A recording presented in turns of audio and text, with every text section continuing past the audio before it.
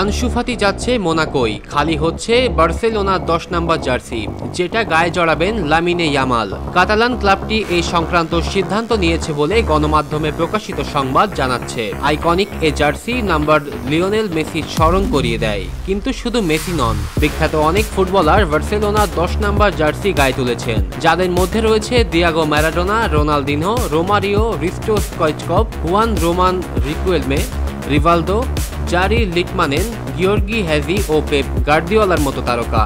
Lionel Messi club ছাড়ার পর ২০২১ সালে আনসু ফাতিকে ১০ নম্বর জার্সি দেওয়া হয়েছিল।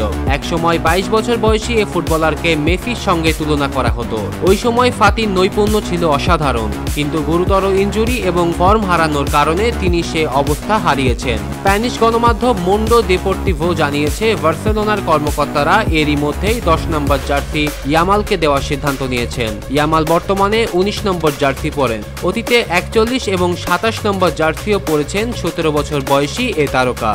জার্সি পরিবর্তনের বিষয়টি ফাতির বিদায় নিশ্চিত হওয়ার পরই অভ্যন্তরীণভাবে চূড়ান্ত করা হবে। জনসম্মুখে ঘোষণা স্থগিত রাখা হতে পারে ইয়ামালের ১৮তম জন্মদিন। বার্সেলোনার প্রাক মৌসুম প্রস্তুতির প্রথম দিন ওটা। জন্মদিনে ইয়ামালকে ১০ নম্বর জার্সি পরে প্রকাশ্যে দেখা যেতে পারে। ২০০৮ থেকে ২০২১ সাল পর্যন্ত মেসি এ জার্সি পরেই নিজেকে সর্বকালের সেরা হিসাবে প্রতিষ্ঠিত করেছেন।